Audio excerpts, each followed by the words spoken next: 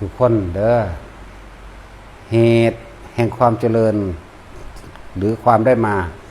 ซึ่งโภคทรัพย์ทุกคนทรงชาติเจริญชาติด้วยสติปัฏฐานสี่อาศัยลมหายใจรู้ลมเข้าออกอาการปิติเกิดนั่นเป็นชั้นที่หนึ่งเฮาเห็นอยู่แค่นี้แหละเห็นไปเรื่อยและทุกอย่างมีการพลิกได้เบิดพลิกผันได้เบิดเด้อบ่แน่เด้บรรลุอรหันต์เด้อก็มีแล้วคนทรงชาตินี่บ่แม่นคนตกต่ำเด้อแม้นที่มีชีวิตอยู่ในตอนเป็นมนุษย์ก็บ่ตกต่ำแม้นตายไปแล้วก็ไม่ตกต่ำสิมีผู้กระซิบหูพวกเจ้าเองดอกแม้นเขาตายไม่ได้อยู่ในฌานสิมีพวกกระซิบคือยกตัวอย่างคือถ้ามีกาอุบาสกนะครับทำมีกาอุบาสกเราไม่ได้ทรงชาติดอกแต่เราเป็นคนมักไปให้ท่านทำบุญฟังเทศน์ฟังธรรมบัดเล่าป่วยแล้วสุดท้ายนิมนต์ให้ลูกชายให้ลูกสาวลูกนั่นแหละนิมนต์พามาสวดบ่แม่นสวดถ้าจะเว้าถึงภาษานั้นตะกี้มันก็คือการแสดงธรรมนั่นเอง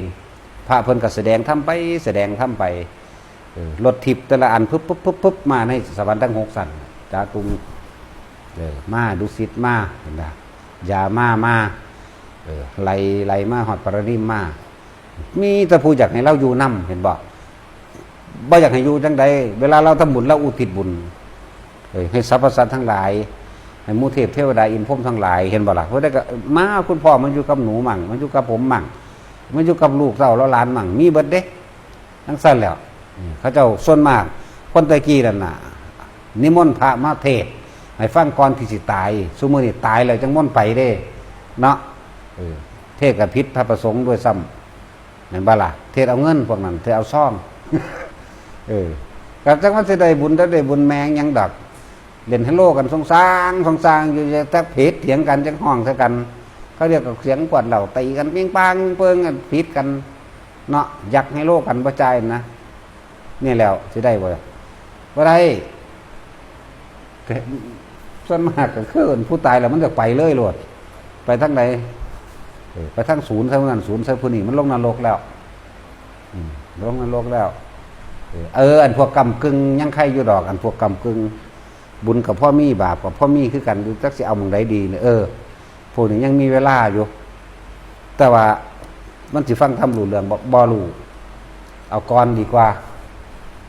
นอกจากว่ามีพระผู้ทรงฤทธิ์จากบ่ล่ะไปซอยไว้เด้อพวกโลเลสัมภวะหรือกำลังหาภพที่ไปยังไม่มีภพที่แน่นอนได้พวกนี้สัมภวะสัมภเวสีนั่นแหละยังไม่มีภพที่แน่นอนบาปครึ่งหนึ่งบุญครึ่งหนึ่งจักสิเอาจังใดดีเห็นนะเล่แบบนั้นนั่นแหละเป็นทั้งสั้นแต่ว่าพวกที่ว่าบ่ได้ยินฟังธรรมเขาวัดอย่างเลยนั่นส่วนมากจะไปเลยตายด้วยความโลภหวงให้หวงหน้าหวงหมักม่วงกระดันเนาะศูนย์ใส่พลันศูนย์ใส่พนี่ลงนรกทวนเลยเด้ตะกี้หวงหอนหมักงิ้วเนาะหวงหมักงิ้วหวงหมักสีดาธรรมดาบ่ตายลงนรกทวนเลยพวกนั้นธรรมดาบ่อีหลีนี่แหละเด็กน้อยๆไปหาขึ้นหมักสีดากินจังซี่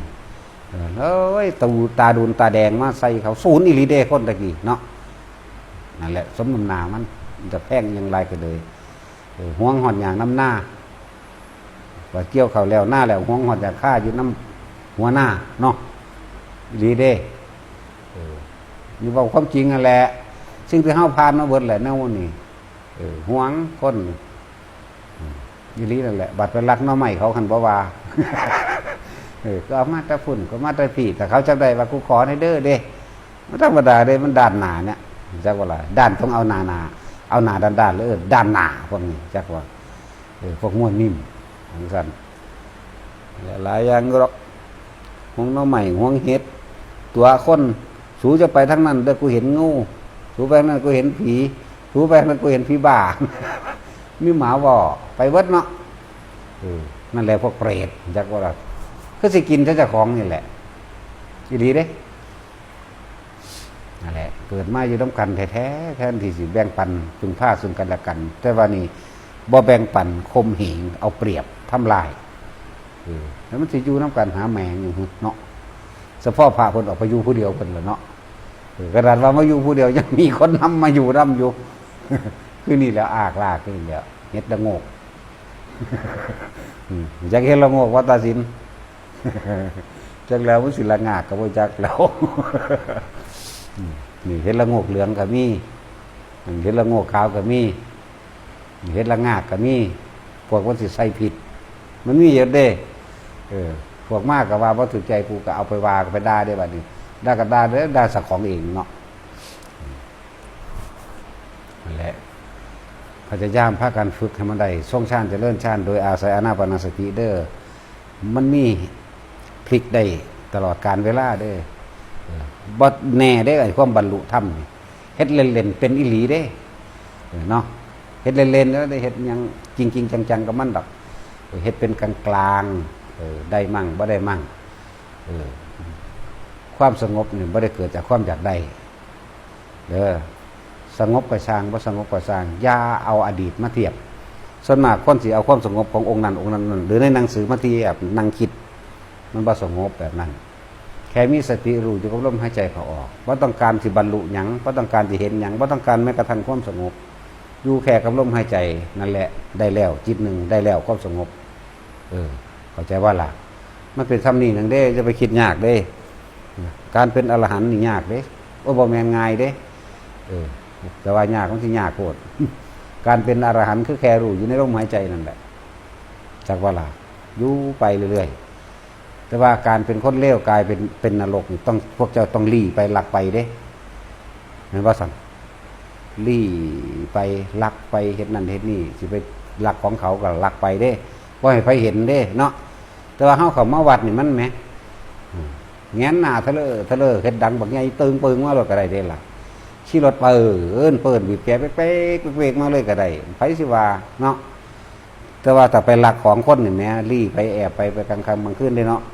บ่ได้สง่าผ่าเผยเด้นี่การเป็นคนเลวเป็นยากกว่านี่จักสิเป็นหาแมงหยัง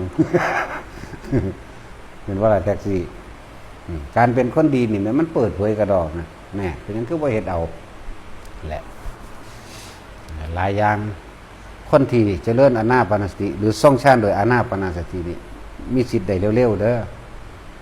ตายในลมหายใจนายจรคาตภาษาลิบุตรไปโปรดเอาเพิ่นก็บอกให้ตายในลมหายใจเด้ล่ะอีพ่อใหญ่สมเด็จพ่อสุโธทนะพระพุทธเจ้าก็บอกให้เราจะหายใจไปพร้อมๆกันหนึ่งเด้ล่ะแน่ไม่ได้ยากกว่าใดได้ล่ะเนาะแล้วพวกเข้านั่นนะถ้ามีโอกาสอยู่นี่นะสิไปเอาหยังกับบาดสิตายมันมินกับเล่นนั่นนะมีพระผู้ทรงฤทธิ์ไปซอยเอาซื้อเด้เป็นนายโจรคาตนั่นแม่นว่าล่ะเป็นสั้นเคยใส่บาตรพระอรหันต์ไว้ตั้งแต่สมัยกลับที่แล้วคนเดียวมันธรรมดาได้นายโจรคาตอันนี้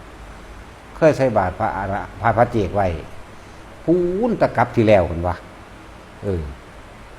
พระสารีบุตรไปโปรดเอาได้บรรลุอนาคามีว่าซ่านในอันบันทึกไว้บ่มีแล้วมิจะไปเลยแล้วนั่นแหละสมพระใหญ่สุโธทนะเดกับพ่อเพิ่นไปโปรดเอากับพระพุทธเจ้านี่แหละมันเปิดเอาพ่อเพิ่นว่ามันพ่อมันไปโปรดเอาเพิ่นไปโปรดเอาพ่อเพิ่นก็รู้ลมหายใจนี่ได้ล่ะหลายองค์เด้ล่ะอนาพินติกะเศรษฐีเพิ่นก็แสดงธรรมให้ฟังก่อนตายได้ล่ะแล้วก็จุเลสกะอีก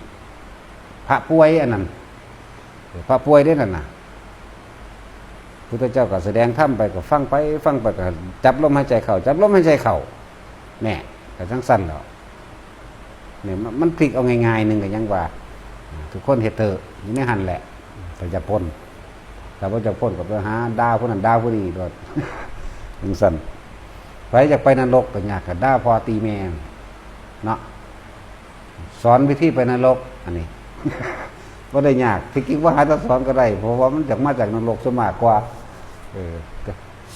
แหละตอนถ้าสอนก็ได้ดอกว่าแน่จังสักทุกคนจากทรงฌานเจริญฌานโดยอานาปานสติเด้อรู้ลมเข้าออกแล้วเฮาก็บ่แม่นว่าเฮาจะมานั่งเฮ็ดแบบครึ่งมึงครึ่งเครียดอยู่จังซี่เด้เฮ็ดได้มั่งบ่ได้มั่งสงบก็ช่างบ่สงบก็ช่างแต่ว่าขอกูรู้อยู่กับลมหายใจมั่งอยู่กับความรู้สึกแห่งกายคืออารมณ์มั่งว่าไปเฮ็ดไปเรื่อยๆมันเป็นของมันดอก มันหลายอันองค์อยู่เด้อที่เขาเจ้าบรรลุอรหันต์ใจสิขาดแค่รู้มาอยู่กับลมเองขนาดนั้นเด้ถือว่ามีอานิสงส์มากอานิสงส์ไงเป็นได้เฮ็ดเอาอยู่แล้วก็เป็นของเฮ็ดง่ายทุกคนมีหูดังคือกันแต่คนดังแหมบก็หายใจอยู่ไหมเนาะคนดังแวงดังวิ่งก็หายใจอยู่ไหมนั่นว่าซั่นคนหูหนวกก็หายใจได้เด้ แต่ว่าหายใจมันก็ตายตัวมามีชีวิตรอดปานนี้บ่เนาะนั่นแล้วเกิดมาพร้อมลมหายใจไหมบาดสิเบิดกับเบิดพอลมหายใจเด้อแต่ว่าให้มันเบิดสิ้นเสื้อเกิดไปเลยพร้อมกันโดดกับลมหายใจเสื้อเกิดคือเสื้ออยากความอยากตัวเดียวนั่นแหละบ่ต้องอยากหยังบัดนี้ขอให้มีสติระลึกในว่ามีอยู่ในลมหายใจเข้าออกคือบ่ต้องอยากแม้แต่ความสงบก็บ่อยากอยากเป็นหยังก็บ่อยากอยากเห็นหยังก็บ่อยากนี่แหมมันดับแล้วได้นั่นน่ะตอนนั้นน่ะแค่นี้นึงเด้เทคนิคมันคือบ่อยากเป็นหยังกระสร้างแม่มึงกูอยู่ในลมหายใจกูนี่โลดมันง่ายๆนึงเด้แค่นั้นนึงเด้สิไปแล่นแสวงหาใส่อีกมันอยู่ในหูดังเจ้าของนี่หยังก็เลยพระอรหันต์อยู่ในหูดังนั่นแหละจากว่านิพพานอยู่ในหูดังนั่นแหละเงินทองอยู่ในหูดังนั่นแหละรถเรือมาขี่ก็อยู่ในหูดังนั่นแหละใครอยากได้หยังเฮ็ดเอาในหูดังตัวก็คนมันบ่ทันตายเป็นบ่ซั่นตายแล้วมันจะเข้าไปฝังถิ่มก็เผาเท่านั้นเด้